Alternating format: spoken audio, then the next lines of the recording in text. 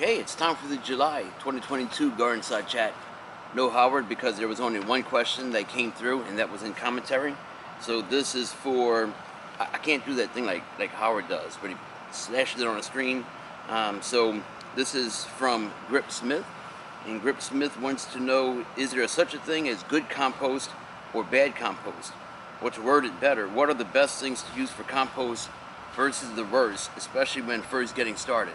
Good question, and I could go 20 minutes about compost, but specifically for this, I have a page basically printed out, several paragraphs. So bad compost can be taken in a number of ways of what you're calling bad.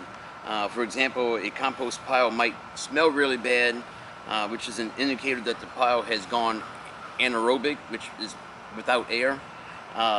It could also be too wet, therefore making the compost like a slimy kind of texture. That doesn't mean that the compost is bad or unusable. You just need to reduce how much water it gets. You might have to turn it more often, or you might have to change up your mixture of carbon and nitrogen. Instead of putting, say, all grass or all leaves, you might want to mix that up so that the material doesn't get matted. That's generally what happens.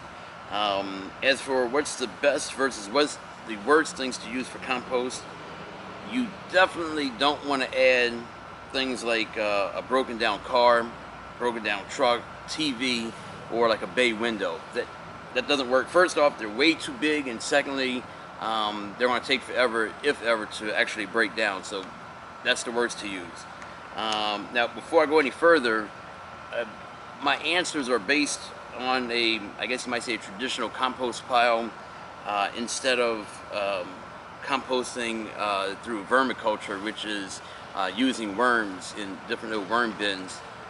You will use the same things, or many of the same things that you put into a regular compost pile that you would use with worms, but for this video, it's for a standard type of compost pile. Compost materials are basically broken down into two materials, greens and browns. The greens represent the nitrogen element, and browns are the carbon element.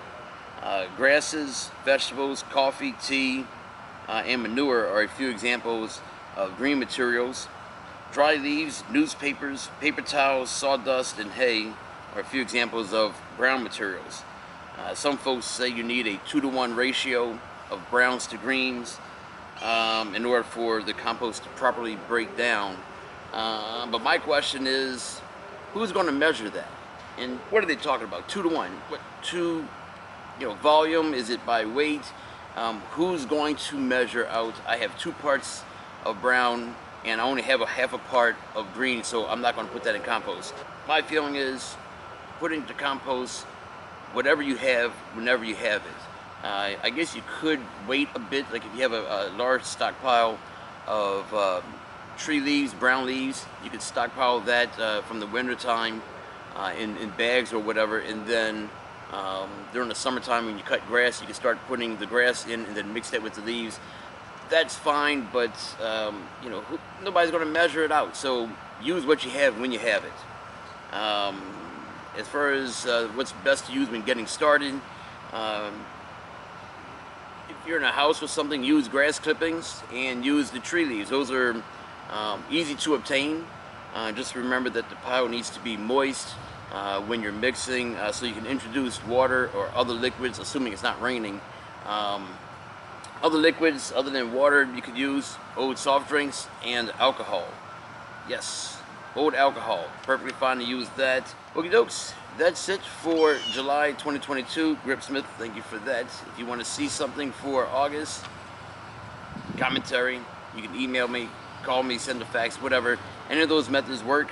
I thank you all very much for watching. This is Grow Me Something Mister. And remember,